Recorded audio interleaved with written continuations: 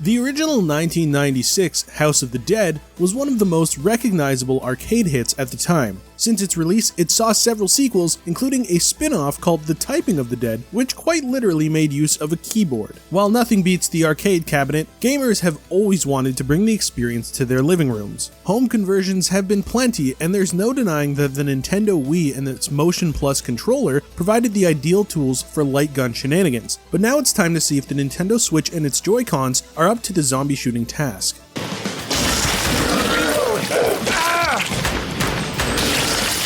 Brought to you by the same team that did the Panzer Dragoon remake a few years ago, the House of the Dead remake takes a similar approach to reviving a classic. Although the original arcade experience is intact, the visual presentation is vastly different from what longtime fans may remember. The graphics aren't the most impressive by any means, but it does the job nicely enough to give the game an arcade feel with its loud and brash presentation. Right from the start, the game recommends the default setting of Performance Mode, and that's probably the ideal way to play, because you're going to need all the input accuracy you can squeeze out of this remake. Now, when it comes to playability, things get a little bit complicated, because the issues with gameplay and control aren't really the fault of the title itself. Rather, it has more to do with the Nintendo Switch and its Joy-Cons. It's clear by now that the Nintendo Wii nailed its motion controls smoothly, and so games like House of the Dead Overkill translated awesomely, even without a gun-shaped peripheral. The thing is, the gyro controls of Joy-Cons don't serve as makeshift light guns as well as one would hope.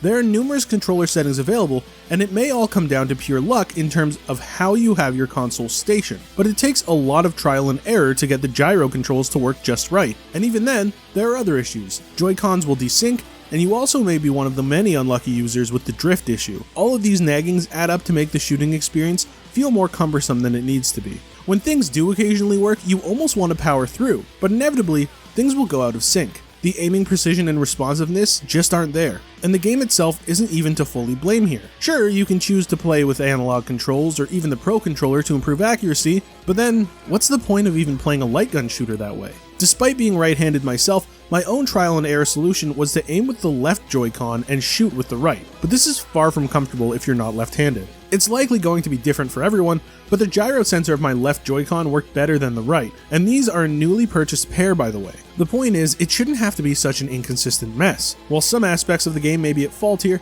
this is largely an innate issue with the Switch itself. The original arcade campaign is intact, filled with cheesy dialogue, action-packed set pieces, thrilling enemy encounters, varied level design, and some really cool boss battles. There's no denying that at its core, the House of the Dead is one of the most soundly designed and paced games in the genre, and it's one that you'll want to revisit over and over. The difficulty progression makes sense, the boss battles vary in their design, and even the zombies get tougher as they come in all shapes and sizes, some even wearing bulletproof armor.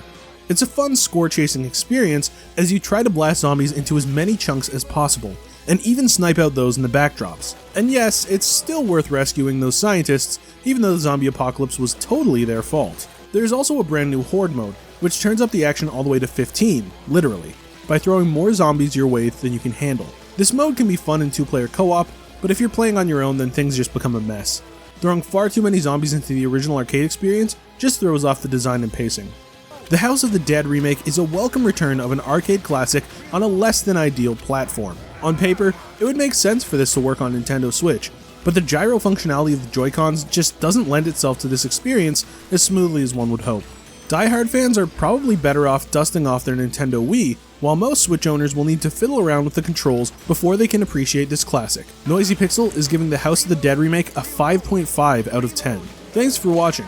Please be sure to check out the full review at noisypixel.net. Noisy Pixel is run by a group of gamers who work hard to deliver news, reviews, previews, and more. Please subscribe to keep up with all their future content.